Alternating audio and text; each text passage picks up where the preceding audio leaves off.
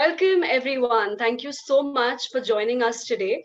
This conversation is going to be a delight for those who enjoy reading and for anyone who would like to understand how to use books, physical or audio, for holistic well being. So, before we begin, I just want to let you know that this conversation is organized by healthOmind, which is a mental wellness startup based in Bangalore. Its efforts are directed towards creating awareness about mental health and well being in people across the nation. HealthOmind aspires to build an ecosystem that will enable people to tackle their mental health problems while fighting the stigma around it. HealthOmind looks at mental wellness from a holistic perspective, and that's what differentiates them from other organizations. So, thank you so much for joining us on a Sunday afternoon. If you can hear us clearly and if we're visible, please may I request you to type one in the chat box.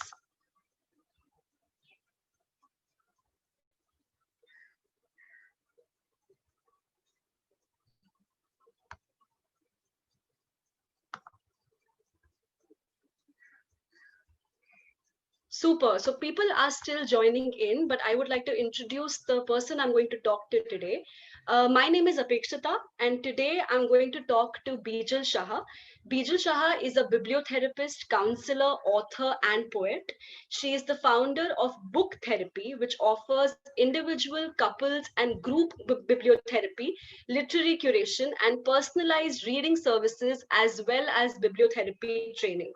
Bijal's book recommendations have featured in The Guardian, Marie Claire, NBC News, Asian Voice, and various other publications. She is a member of the International Federation of Library Associations and the American Library Association. She is also the author of the non-fiction book The Happiness Mindset, which has received more than 50 reviews on Amazon with a 5-star rating. Prior to bibliotherapy, Bijal was an investment banker after completing a postgraduate professional accountancy qualification. She has a Bachelor's of Science in Mathematics from the University of Warwick after attending Haberdasher's Ask School for Girls. She is a mother of two and currently resides in Hampstead, London with her husband. Hi, Bijal. Thank you so much for joining us today. Hi, Apekshita. How are you? Thank you so I'm much great. for having me. Superb. I'm very excited to begin this conversation. I was just wondering if you could begin by telling us what really got you interested in books. So you're an author, you're a poet, and now you're helping people feel better through books. So what really got you interested in the first place? Sure. I think this has always been in the making as a child. I grew up in East Africa, in Kenya, and given the security issues and everything in Kenya, which is I don't know if you guys know much about Kenya, but it's not the safest place in the world. And I just grew up around libraries and books, and my parents would buy me a book every single week. We'd be going to bookstores, and I think it sort of cemented my belief in books from a very young age. And I would always be turning to books during life transitions, as we all do, just as a form of escapism, as a form of therapy. But when I really started getting serious about books was when I was working in investment banking. I actually did a part-time diploma in counseling and psychotherapy. And what I noticed during my counseling and therapy sessions was that I would leverage literature to really help me understand concepts better, understand what my therapist was telling me. I began to notice that a lot of psychological foundations were based in sort of Greek mythology and Seneca and Stoicism. So there was a lot of literature that was involved in pioneering the modern basis of psychology and psychotherapy. And I thought there's something really powerful here. Literature is, like any art form, can provide a lot of healing, understanding. It sort of enables us to reflect on ourselves. We can resonate with the feelings, with the characters, what people are going through. So I thought, I want to explore this a little bit further. So in 2014, I started connecting with a lot of bibliotherapists internationally. So one of the people that who's really inspired me, is a Finnish bibliotherapist, Perja Siviletto. I've got a blog post on my website with her, but she has been a fundamental pioneer in Finland on bibliotherapy. And, we did a lot of research together, and I eventually developed this 3-step methodology on how literature can be, therapeutic, and how to address sort of issues using literature, which I'll talk about. But that was really the basis, and that was all sort of coming together in sort of between 2014 and 2017. I also published a book called The Happiness Mindset, which was integrating lots of different Eastern and Western concepts on, living a more content life, living a more sort of value-based life. And I wrote that in 2014, and I sort of started putting together all this sort of literature, psychology, and therapy into a more comprehensive methodology. And then in 2017, when my husband had an international assignment in San Francisco, I kind of left my job and decided to launch Bibliotherapy full-time, offering bibliotherapy sessions, but also curating something called personalized book prescriptions, which are actually reading lists based on a client's issues, needs, whatever their goals are, whatever their mental health issue is, which is essentially a reading list with unlimited sort of email support for 2 weeks. And then if they want to add the bibliotherapy sessions to it as a form of bibliocounseling, they can. So that was essentially sort of my journey into bibliotherapy. Right, absolutely. So before we get into how you work with clients when it comes to bibliotherapy, could you give our participants a brief understanding of what bibliotherapy is and how has it evolved? You mentioned a bit in your journey, but if you could just give us a brief idea of what this is about. Yeah. Sure. So bibliotherapy is actually a form of art therapy. So literature is a form of art, and it's an artistic therapy. So you have things like dance therapy or storytelling therapy or cinema therapy. These are all forms of art. You even have art therapy and play therapy for children.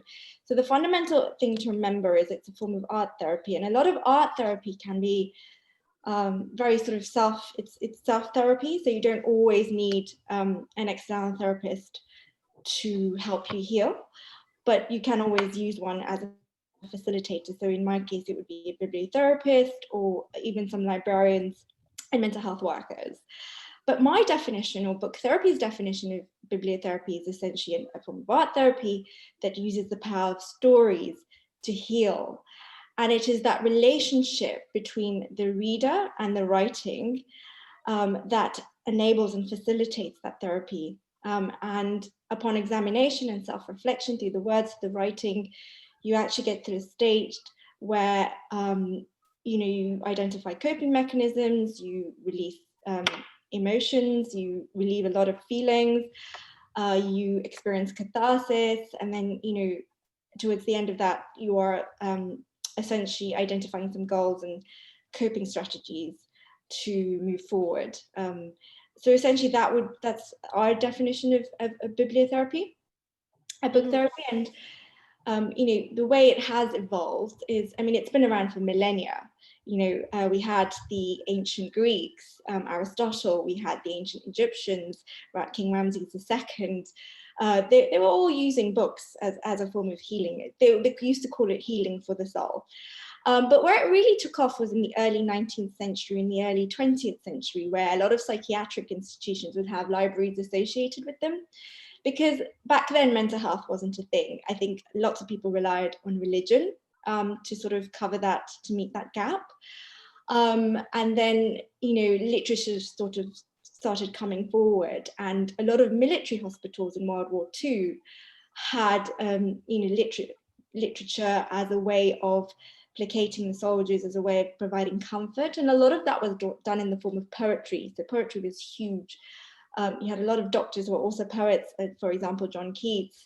So they did a lot of, poetry prescription and sort of enabling that relationship between the patient and the doctor to really come alive through poetry and expressing emotions, feelings, experiencing catharsis, all of that.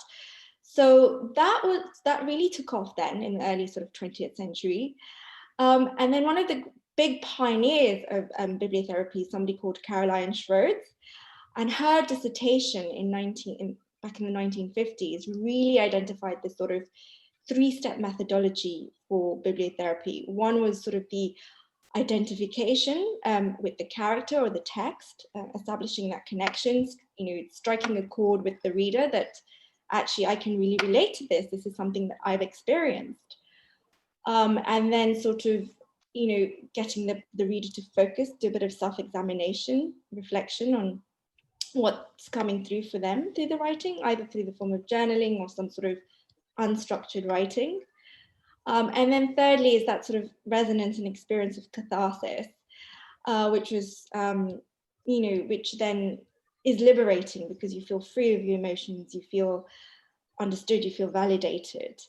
And then obviously at bibliotherapy, we add the fourth step, which is you've got to work out what your coping strategies and your goals are going to be going forward based on the reflection you've done, based on, how, that healing that you've been processing through the literature.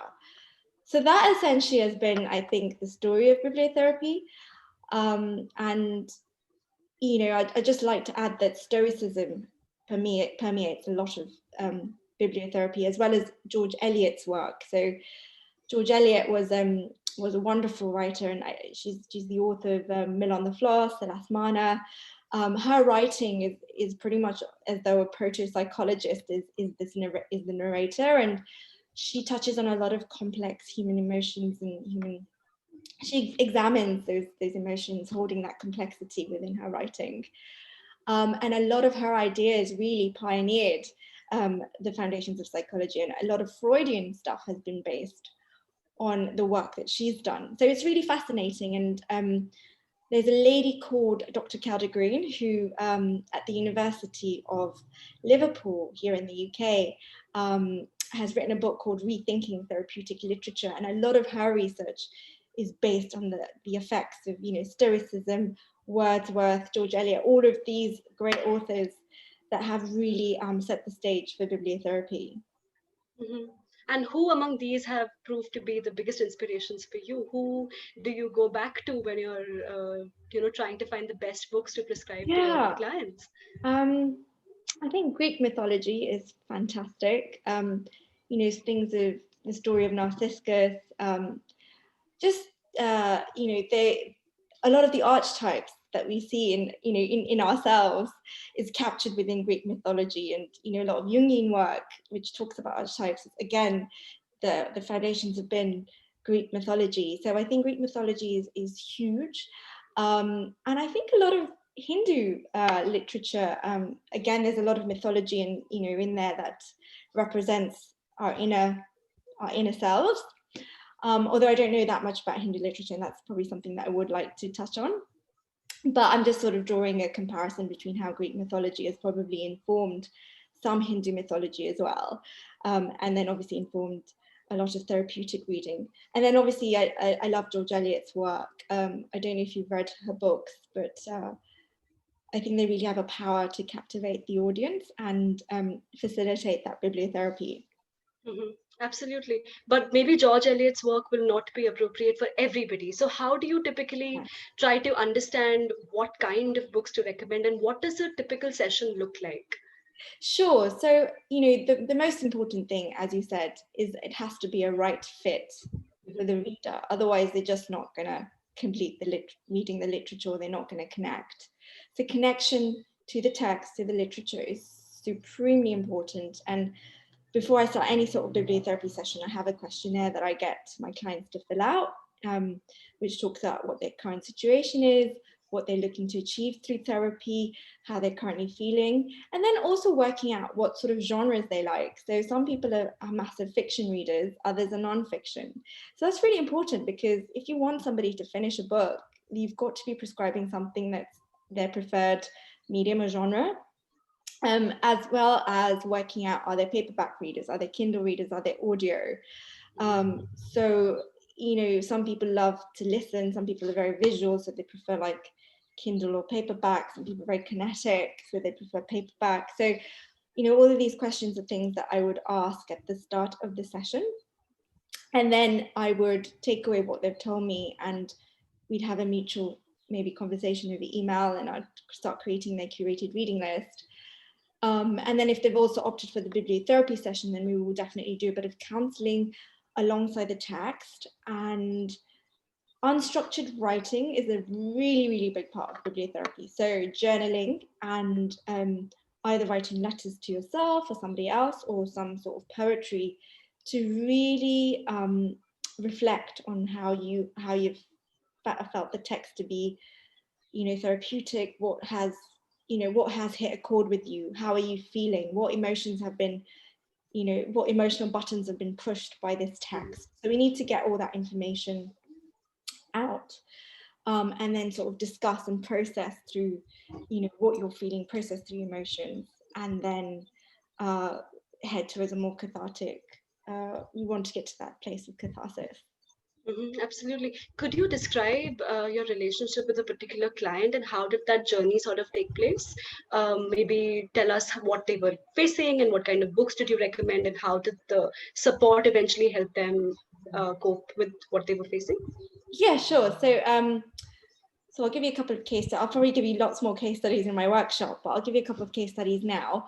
So you've got group bibliotherapy, which was essentially a form of group therapy.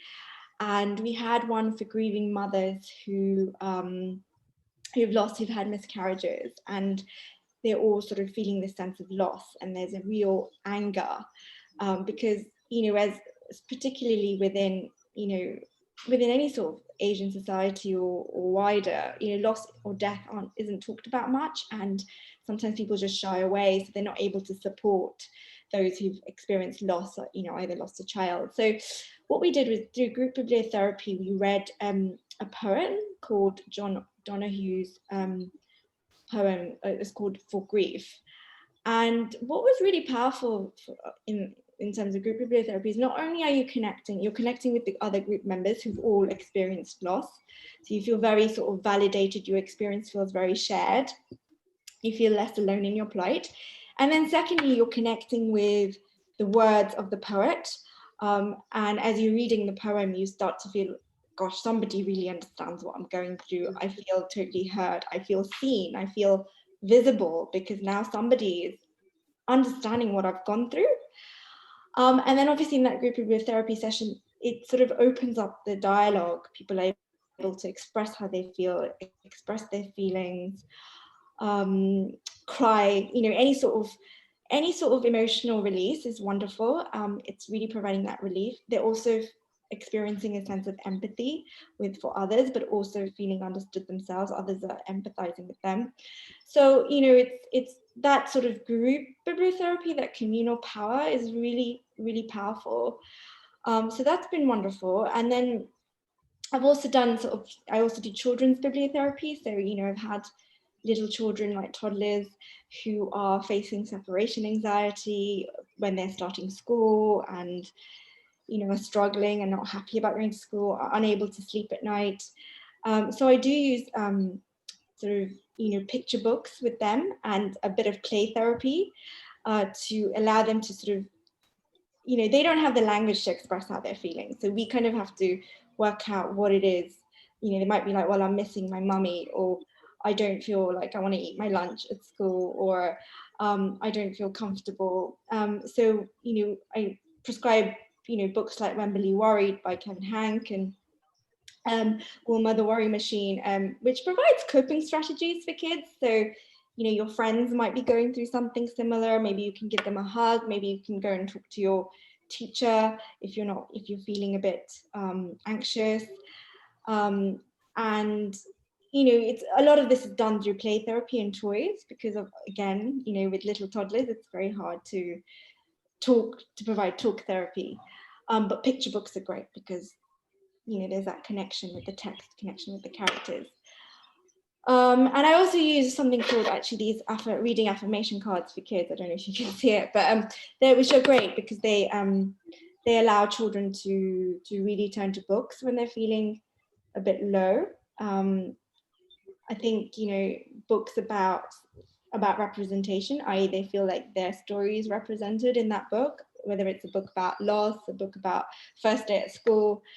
is very healing for them. And so I encourage that sort of, turning to books, and my affirmations, there's sort of 18 affirmation cards that are in there that we use to establish this love of reading and love of literature from very early on. Right. There is this assumption that only book lovers might enjoy bibliotherapy, or it's something that will impact them. But what you're telling us is essentially that anybody can benefit from bibliotherapy, anybody who's going through something that they would like to be addressed. So, is there more resistance when you're dealing with people who don't have a history of reading? How is that experience like, and how do you then try to bring them to this part of the island where we all love reading?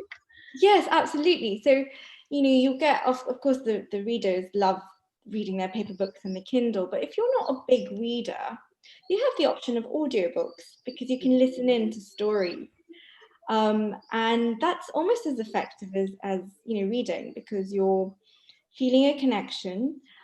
Reading is an act of empathy, so you're empathizing with the characters. So you are connecting. And so if you're not a big fan of reading, or you feel anxious about reading, or you're shying away from it, or you have some sort of dyslexia or other mental issue that's preventing you from reading, audiobooks are a wonderful, wonderful way to connect and to get into it. And that would be something that I would take into account and then prescribe. I'd also say a lot of children's books are wonderful for adults as well, and these are picture books or graphic novels, which is the adult picture books like comic books, etc., which are wonderful for somebody who's not a serious reader but kind of wants to just get into a story and wants to connect. And so those are the sorts of tools I would use for somebody who is not a super reader but who I think would benefit from this sort of storytelling therapy and connection with the text. Yeah, that's kind of the way I would go.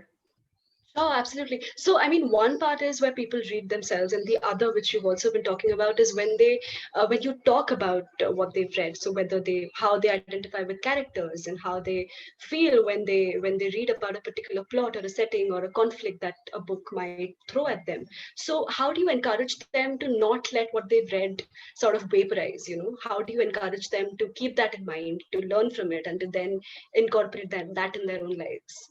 Sure. So a big part of this therapy is journaling, and it's book journaling and unstructured writing in the form of letters or poetry. So I think writing is actually, even though you're reading, writing is a really, really big part of therapy, because you're capturing how you're feeling, you're keeping a diary, you're coming back to it maybe in a day or a week to see if you still feel the same. If you don't feel the same, that's fine. If you still feel the same, what are you going to do about it? You're also recognizing thought patterns, you're also recognizing feelings. It's highly therapeutic. Just writing something down is therapeutic in itself. And honestly, I sometimes feel like the best poetry is written when you're in the midst of this crazy emotions of anger or upset, because you're really capturing how you're feeling. And that's going to really resonate with yourself or with other people who read your poetry, because you have really captured the emotion. So I would say that writing is a big part of bibliotherapy practice.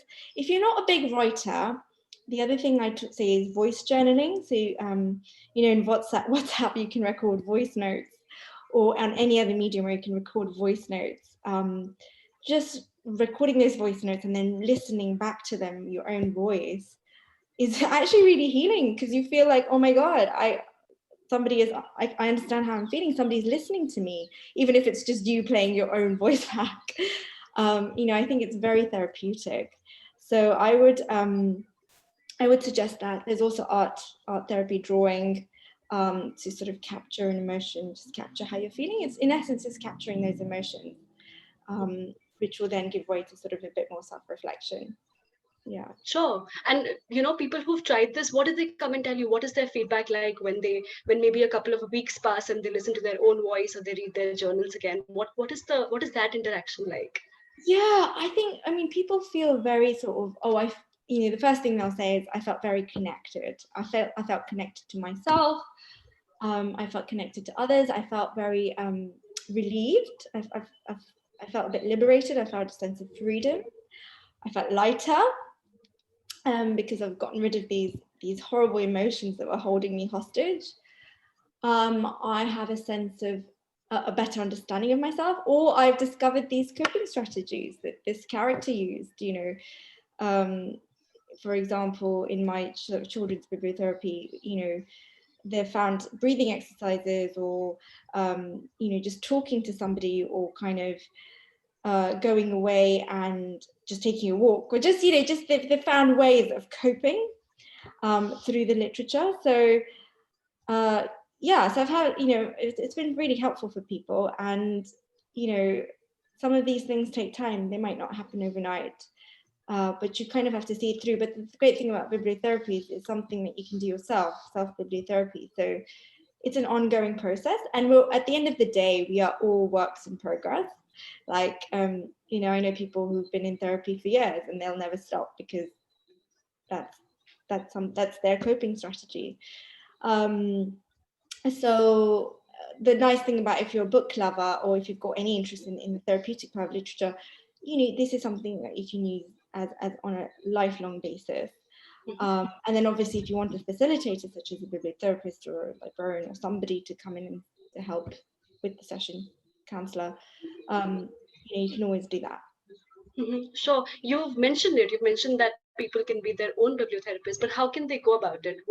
How would you recommend that they make their own reading lists, or how do they then read a particular chapter and then sort of journal what they're feeling, or send themselves voice notes? How would you suggest they go about it? Yeah, sure. So I think that, you know, the big thing is working out, you know, does this story or does this character fit within my interest, within my, you know, with what I'm going through? Am I going to feel connected to this protagonist? Or, you know, and that's obviously a lot from the blurb, but blurb and reviews and ratings. But you can also then go away and see, you know, is this fiction? Is this non-fiction? It's just something that I'm going to connect with. So, you know, that's part of and this is something that I'll go through in the workshop in more detail, in terms of identifying a methodology for self-selecting books. But it's a lot about, can I connect with the protagonist? Can I connect with the character? Can I connect with this text? Is this a medium for me? You know, is the genre right for me? Can I listen to this? Or can I mean, often people will not read something because they want to listen to it. And if they can't find that book, they won't read it. So all of these things come into account, because it's all about committing to the literature and finishing it. So you've got to find something that's going to work for you. But then as part of that practice, it's the journaling, the unstructured writing, the book journal. You know, you've got to be doing that as well at the same time. And I think, you know, there's 4 traits that you really need. I think you really need to really get the most out of it, which is being open to the literature, being able to analyze the literature, being able to reflect on the literature, and also, you know, with any therapy, having some hope that there is change is possible. And, you know, at the end of the day, you want to be empowered, and you want to be, you know, you want to be able to move forward from the place that you're at. So all of these things are important. Empathy is very important. Reading is an act of empathy at the end of the day. So I often find, if you're not, you know, empathy is a big part of the therapy being effective. Right. So, I mean, I try to read a lot, and anytime I recommend a book to a friend, they'll just wave it off, saying that probably I'll just wait for the movie to come out. So, is that something that you also experience? Do people say that I'll just watch the adaptation and maybe that'll do the same thing that a book is supposed to? Yeah, I mean, you know, there is cinema therapy, so, which of course again is a form of art therapy. So it's very much based on the power of the story to heal, and that connection that we feel with the characters on screen. So that certainly is something that's therapeutic. I think you would still have to do the journaling alongside, the unstructured writing alongside, as a form of self-reflection and examination. You'd still have to do that. I feel that literature is a bit more effective than cinema therapy, just because it's very much tailored to how you want to view this, how you want to connect, how you want, you know, it's not somebody else's adaptation, it's your adaptation, which I think that makes it that much more stronger. Sure, absolutely. So, our participants were going to open this panel for questions. So, please type in your questions, and we'll take them as you send us questions. We already have one question from Jyoti Bijal. She's asking, "Do you think bibliotherapy can be helpful for children with autism or ADHD? What do you Yes, think?" absolutely. I think people with autism, ADHD, they really struggle to express their emotions.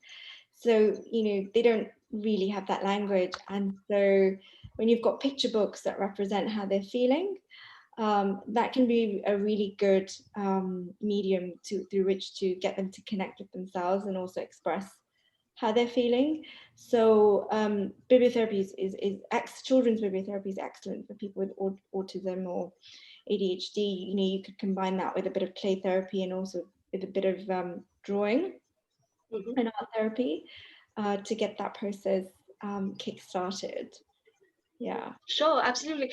I have one question before while we wait for our participants to send in. A lot of times people might just not relate to a particular book that you've suggested or they've picked for themselves. And Yeah, is it a big no-no to stop it and to go to something else? How do you deal with that? absolutely. Hmm. Yeah, I mean, it's all about connection. If you're not connecting with the book, there's no point wasting your time. Honestly, you shouldn't ever feel like forced or pressured to finish something that is just not working for you, because there's so many books out there. There will be literature that you connect with. So we would then, rework something that is a better fit for you, or you can, if you're doing self-bibliotherapy, you can go and do a bit more research on something that you feel would be a better fit. I mean, because there's times when you just don't connect with the author's writing and you just feel like I'm just not connecting here. So really listen to your intuition. Are you connecting with the text, with the author? That's really important. Absolutely. One common question that I'm sure you get a lot is that how is bibliotherapy or talking to a counselor different from, say, a book club where everybody sits together and talks about books? Could you tell us? Yeah. Yeah, I get that all the time actually. So book club is very much it's almost like talking about the characters, just talk about the stories, a bit of gossiping, which is not a bad thing. But and it's great, but I think how group bibliotherapy is different is that you are connecting with the group members, you're connecting with a purpose, with a shared purpose of achieving a therapeutic outcome. And you're connecting with the text because you want to you want it to lead to a sort of emotional release of what you are feeling. You want that relief, and then you're trying to process your feelings, and then you're trying to work out what your next steps are going to be. So it's very much a shared empathy practice. Whereas book club is very much, I just want to talk about the books and the characters because I loved it so much. But there's no sort of emphasis on empathy or connection or relief of emotional feelings. Mhm, mhm. Right. We have a related question.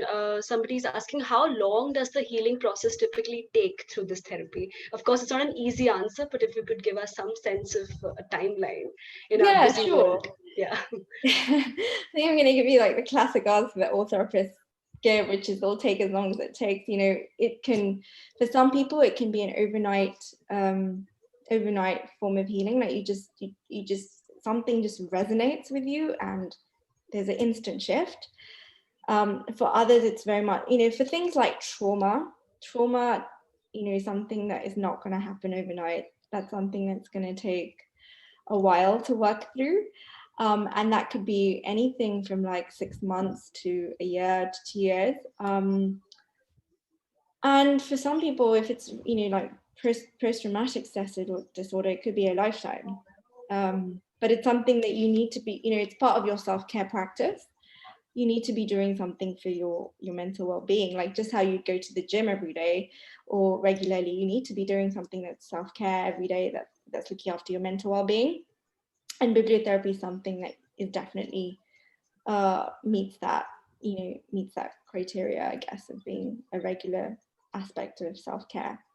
Mhm, absolutely. So Avantika Kapadia wants to know, Bijal, what qualities do you look for in clients when you recommend bibliotherapy, and which therapies can bibliotherapy supplement? Example, humanistic, psychodynamic, etc.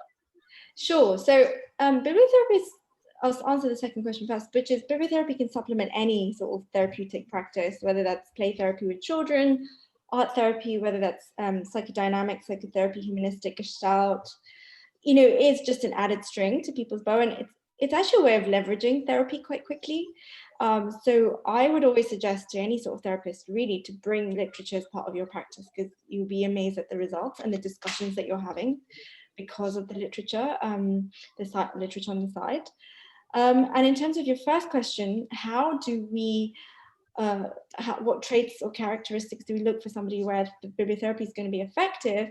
I think they really have to be in a place where they're open and honest about how they're feeling. They've really got to be open and honest to themselves, and also open and honest to the literature, so that you've got to, suspend your judgment, your disbelief, your cynicism for a second, and just go with it. Go with allowing this thing to be a therapeutic medium for you. You've also got to be willing to do some analysis. You're also got to be willing to sit with some uncomfortable emotions. But this is why I'm saying when you write things down, that really helps. And you've also got to, I think at the end of the day, and with any therapy, you've got to have a little bit of hope and optimism for the possibility for change, because, that's, without that, it's very hard to kind of move forward.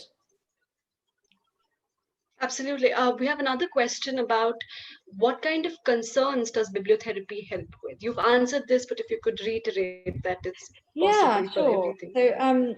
So, bibliotherapy can help with so many mental health issues, but just so many day-to-day issues or stress, or, it could be just a form of escapism from something that's a really intense period in your life, just mental fatigue, but also more serious mental health issues like depression, anxiety. There's a lot of great poetry, which is wonderful for depression and anxiety, but also literature that can be really helpful, because it's, essentially seeing yourself represented in the literature. But,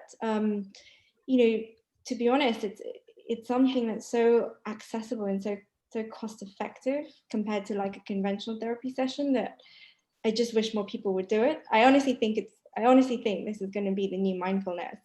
There's a huge healing power, and we don't use art therapies enough to help us. So to your question, who could it help? It could help for pretty much every mental health issue under the sun. I honestly think there's no damage, unless it's something that's, I don't know, there's a protagonist that's a bit psychopathic. Maybe that's not the best book to read, because you do get literature where you get psychopath protagonists. Then maybe not that literature, but in general, yeah. We do have a question about the genre. What particular genre of book helps in bibliotherapy? So probably not a book about a killer out there. Yeah, probably not something where you've got psychopathic thoughts littering the whole book. But fiction actually is really, really powerful, because it's really allowing you to immerse yourself and escape. But then it depends on what genre you like. So if you're more of a non-fiction reader, maybe a biography or a memoir of somebody who's going through something that you are going through, that's very, very powerful, because you're connecting with the author, you're connecting with their story. There's been a lot of research to say that the same part of your brain lights up when you're reading about somebody else's experience, which has also been your experience. And that is quite healing. So, memoir biography for non-fiction lovers is great. But then if you're a fiction lover, then, there's tons and tons of stories and protagonists that could match up to what your current experience is. Yeah. Absolutely. You've spoken a bit about audiobooks, but we have another question where a person wants to know that does a person need to be a voracious reader to take this therapy, or is it relevant for someone who is not an avid reader? It's absolutely relevant to somebody who's not an avid reader. Like I said, you might not enjoy sitting there and reading, in which case you can just sit there and listen to an audiobook. Or you can just be somebody who likes comic books or graphic novels. I mean, they say there's been a lot of research like that actually horror and graphic novels are wonderful for traumatic sort of healing. So there are lots of mediums that would cater to people who are not voracious readers. So there's no real requirement for you to be an avid reader. But, we can definitely find something that works for you. Poetry is also another medium where you don't necessarily need to read a long book. You could just read a poem that takes like a minute to read. So again, depending on your time commitments and what else you've got going on in your life, poetry is actually very accessible. Mm-hmm. Sure. Could you elaborate on how you select the books? Because we have another question where a person wants to know that how exactly are these books chosen by the client or the therapist, and Yeah, and what are the criteria that you keep in mind? Mm-hmm. sure. So this is something that we'll definitely cover in the workshop. But the essence is essentially, is the story a right fit for the client? Is this sort of resonating with what they're currently going through? Will they connect with the writing? Will they connect with the author? Again, it's very tailored. So what are your reading genres? Do you prefer fiction, non-fiction? What sort of mediums do you prefer? Do you prefer paperback, Kindle, audio? How much time do you have to read? All of those things are taken into account, especially your own personal history of what you're currently suffering. So we really want to match that up with the literature that we're going to prescribe, because connection with the writing and connection with the protagonist is really, really important. So, the story, essentially the story that we're going to be prescribing, does that connect with your story? That's really the essence of it. Mm-hmm. Right. We have one more question about the timing. When do you recommend people read? How should they make time for it in their daily lives? What do you Yeah. typically suggest? So what I've noticed is, unless you make reading a regular habit, you're just not going to read. Like, you'll have a long, to be read list, and you'll say, I enjoy reading and I used to read a lot when I was younger, but unless you make it a regular habit, like going to the gym or something that you do daily as part of your routine, you're not going to read. So the most important thing is to create a reading habit. And that could be like reading once a week, reading daily if you have the time, even reading 15 minutes before you go to bed, or if you're too tired, maybe listening to something for 15 minutes, setting that alarm that switches off the book that you're listening to with your AirPods or your headphones or whatever you use, just to kind of establish a date. The key is a routine or regular time set aside to read, and that could be during your lunch break, that could be during your commute, that could be 15 minutes before you're going to bed, even if it's just 15 minutes of reading. You've really got to commit. You, like, just how you would commit to going to the gym, you've got to commit to that, to building that reading practice. Mm-hmm. Absolutely. So I'm sure our participants are wondering what is this workshop that we've been alluding to. So Bijal, could you tell our participants about what is this workshop that healthOmind has planned with you? Sure. So I think it's coming up in November, and that sort of, I think it's the 8th of November. But it's essentially an online comprehensive guide to the practice of bibliotherapy. So we'll cover a lot of the things that I've mentioned in this interview in a lot more detail. So I'll cover like the actual process of bibliotherapy, the selection of books, the curating of reading lists, various different journaling practices. So not just, writing poetry, but a whole host of different, ways of journaling, doing unstructured writing. I'll include a lot more case studies of how books have helped people. And, I will also share some resources of book recommendations for different issues that, you get to keep. So it's a 1 hour workshop, so there's a lot to cover, but I think it's going to be quite helpful for people, especially if they're interested in the subject and interested in mental health, and also interested in developing themselves. Yeah. Right, absolutely. We have one more question that I think we have the time to take, and this is something that I've been wondering myself. Do you recommend your own book to your clients, and or that you only refer books that you've read yourself? Sure. So in terms of the first question, do I recommend my own book? Yeah, I don't think there's any harm from reading my own book, which is called The Happiness Mindset. It's 12 strategies for creating a more sort of happy and fulfilled life. And I think the reviews speak for themselves, so you can check out the reviews on Amazon. But I've had decent feedback on that. So I just hope it helps people sort of live more sort of satisfied lives. And there are 12 strategies in there to allow you to get to a more contented place. And then secondly, do I only recommend books that I've read? I do recommend a lot of literature that I've read, but there's a lot of reading research involved as well. It's almost like a consultancy, because there will inevitably be books that I haven't read, but that I will be prescribing based on industry guidance, based on reviews, research pieces, things that people have studied at university PhDs have written about, just because there'll be, the other day I had a client who wanted some book recommendations on asexuality, and that was fiction. So they obviously wanted to see themselves represented within that.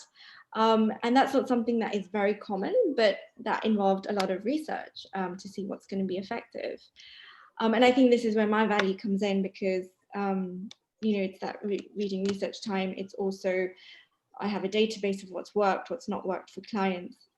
And a lot of common issues. I've got some great sort of recommendations. So so I hope that answers your question in terms of whether it's only stuff that I've read, because I think that would be quite limiting. It has to go broader. Yeah, absolutely great. Bijal, thank you so much. This has been super insightful, and I'm sure our participants are leaving with a better understanding of what book therapy is. So, as Bijal mentioned, she's collaborating with healthOmind and will be running a workshop on bibliotherapy on Sunday, 8th November at 11 a.m. IST. So, please join us. The workshop introduces the practice of bibliotherapy and how anyone can use the power of literature to heal. It will cover the different bibliotherapy tools and mediums available and how to use bibliotherapy for personal therapy and healing. So we hope you join us on Sunday and hear more from Bijal about her fantastic work in book therapy. Thank you so much, Bijal. Thank you so much. It's been so lovely. Thank you for having me. I hope to see, have a lot of you attend the workshop. Super, great. Great. Thank you. Thank you, Apekshita. Yes. For any details on how you can register, you can check out healthOmind's social media pages, and you will get a way to register for it.